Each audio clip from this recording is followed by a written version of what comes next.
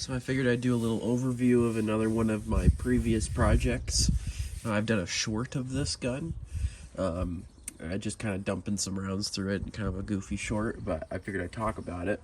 So obviously, if anybody who's a firearms nerd can tell that it's a pretty accurate Gordon carbine, or a Blood Diamond carbine, or a Black Hawk Down carbine, whatever you want to call it. It is a early 2000s era GWatt M4 Delta or Seal operator carbine. That's how I built it out. That's kind of what I wanted it to look like, and that's what it looks like. So I figured I'd go into details of what mine is, though, because obviously, as you can see, it is very different. Not a whole lot of people would have a bubblegum pink and black and white Gordon carbine, but that's what I had available to me when I built this gun. So a little backstory. I wanted to build this gun, had to over 5-6 years ago at this point. And I had literally just watched Blood Diamond with DiCaprio, and the end scene where he's in the firefight, and throughout the movie you see some of the South African operators with this gun, and versions of this gun, and I was just like, that is really friggin' cool. I want to build that gun, because I wasn't an AR guy. I didn't really like ARs. I liked them in terms of their usability and modularity, but I didn't own any. This is my first AR, and so, because I'm all about weird stuff. It has to have some sort of weird historical thing to it, or some pop culture thing to it, while also being still serviceable as an actual weapons platform. Not that UPS driver.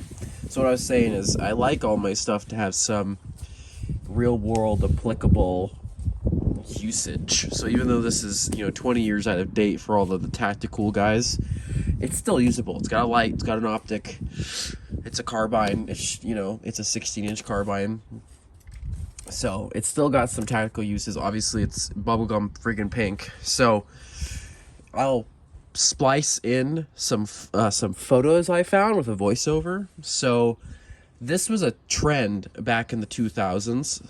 So this gun is a early 2000s produced Bushmaster M4 or AR-15. I think they call it the XM-ES2 or something like that. But a few people did this to these guns and other ARs in that time period around the assault weapons ban and around the early 2000s, basically making a joke about, ooh, the scary black rifles now bubblegum pink and white and, cute. And it was like kind of an unlicensed Hello Kitty color scheme, because the magazines, which I have downstairs, but I painted them. The original magazines that came with this were white with little flowers on them. The barrel was white, and it was a bull barrel, really heavy, big bull barrel. Everything was pink and white. Everything was pink and white. I've slowly taken things apart, put them back together. So let's get into it. For what I've done, I'll splice in some photos of, if I can find an original photo of this and some original photos of some other ones that were done like this in the early 2000s, you'll see what I'm talking about. So as you can see, here's some original guns I found. They're very much Hello Kitty, very much pink and white. This is exactly how my gun looked before I started modifying it. And it's just a weird holdover from the assault weapons ban era. Let's get into it. Back of it, obviously, you got a Car 15 buttstock. That is a Brownells repop, like XM177, one of their Brownells ones. Something interesting about this is that it's not a car. It's not a 177 or a Car 15, so it's got the newer style M4.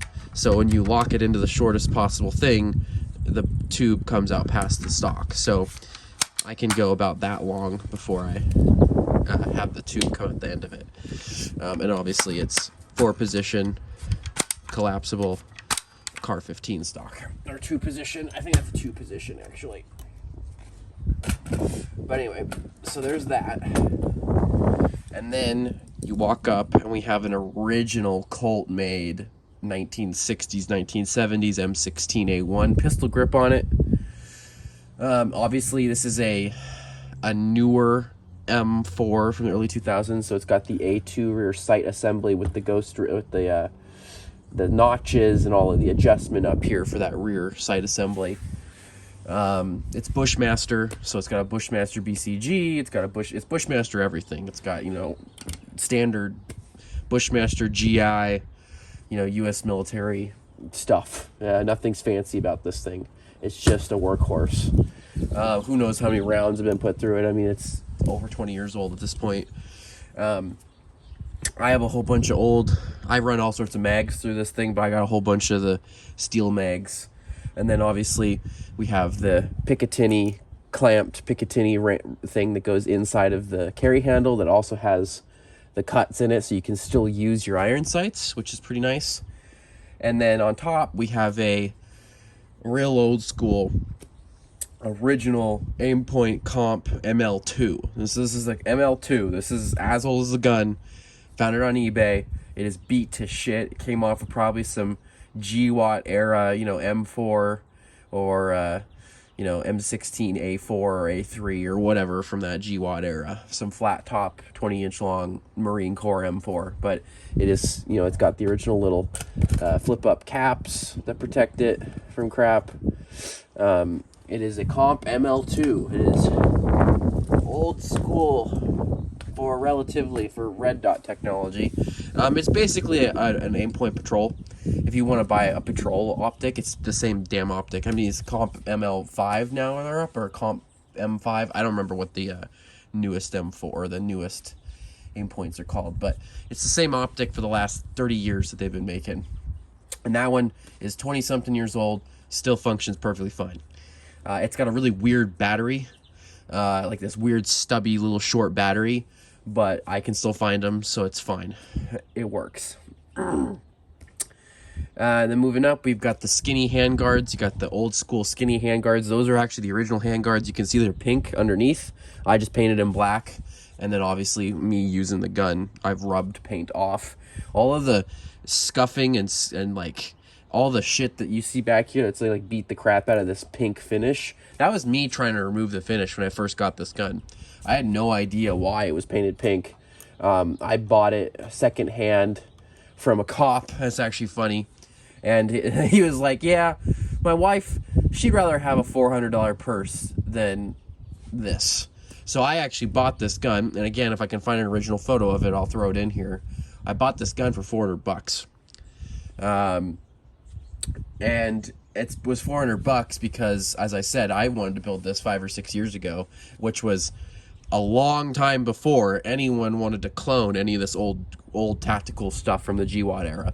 Like, nobody cared about carry handles when I wanted to buy this.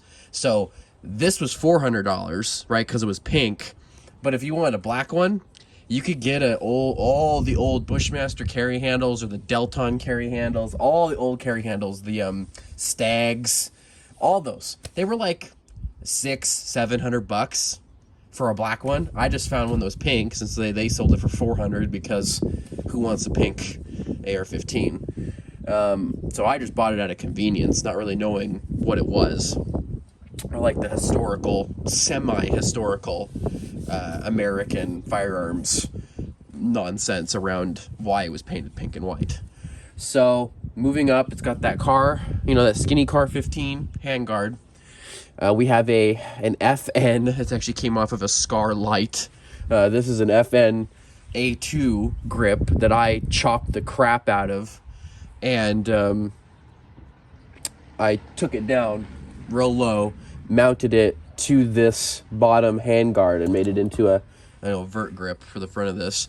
It's got the tape switch for the original Surefire 660 Classic with an original Weaver mount on it. Again, I found this on eBay. I'm going to give you a rough estimation here. So, again, I built this before anybody cared about any of this stuff. So that 660 Classic was $100. with the Weaver mount and everything. It was $100. Nobody gave a crap about any of this old stuff. None of it was about the collector market or the cloning market or anything at that point. So I found everything for real cheap. Real cheap. Gun was cheap. Flashlight was cheap. Everything was cheap. I replaced the barrel. So as I said originally, if I find a photo, I'll show it. The barrel was a Bushmaster branded 1-8 twist bull barrel, chrome lined bull barrel. Very heavy. Very, very heavy, thick bull barrel.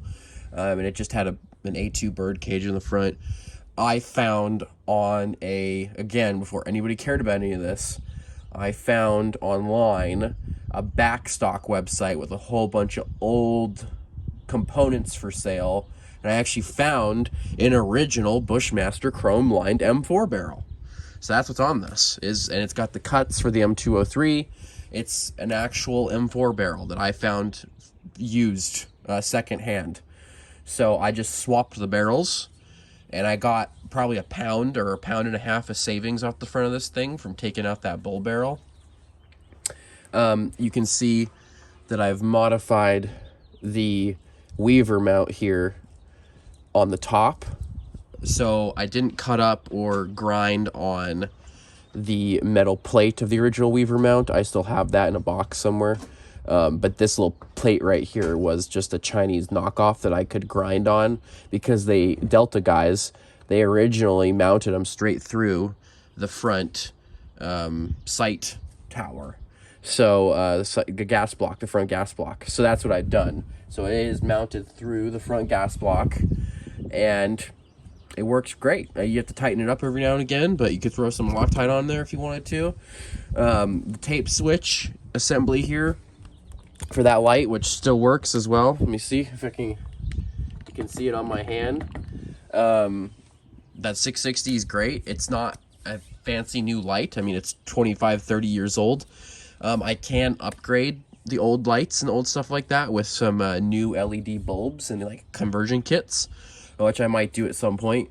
But it's a great light for when it's actually dark out. It still works. I mean, it's very low. It's an actual xenon bulb. It's not an LED. It's a bulb. So, I mean, it needs to be dark, otherwise you don't see it. So, not in the daylight. Moving up, you have this funky flash hider thing that I found years ago. I literally have no idea. I don't even remember. I cannot remember for the life of me where I found it. But it's actually a sleeve. So I didn't want to shorten the barrel because I don't like stupid ATF paperwork. So I just keep everything carbine length, 16 inches. I try to stay within legal length so I don't have to do any stupid $200 tax stamps.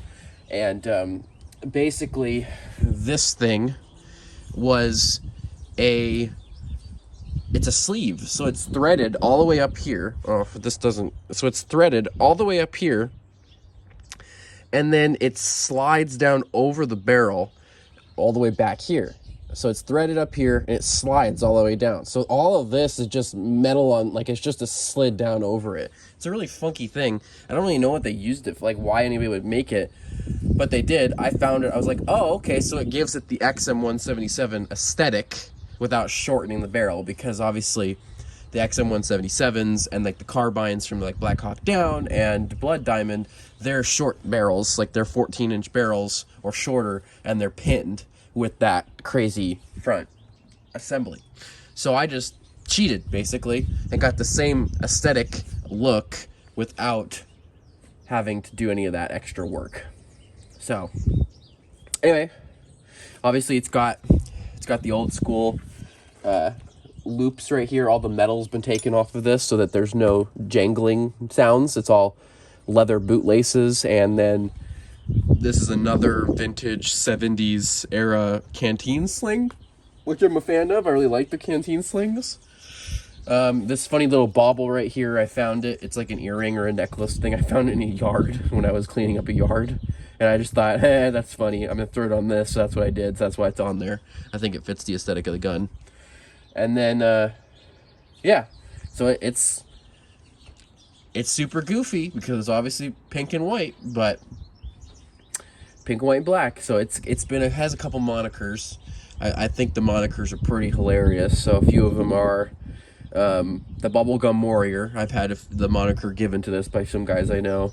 Goth Barbie, which I like, and yeah, it's pretty funny. I've thought about, you know, sending it off and getting it everything recoded to like being, you know, gray or black or a really traditional, you know, paint job of some kind. And then I just kind of go, nah, it's weird. It's like it's a piece of early 2000s assault weapons ban bullshit. You know, it's just hilarious that they would do that, you know. So I'll share some of the other photos of the Hello Kitty ARs that I found from the early 2000s. And yeah, I'll leave you with that. We'll go to some shooting videos because I have some footage of me shooting it. And thanks for hanging out. Thanks for watching. It's pretty easy gun to talk about. It's just a friggin' AR-15. So I mean, anybody with a IQ of above 80, you know, can put one of them together. So anyway, thanks for watching, and I'll get some shooting video for you here.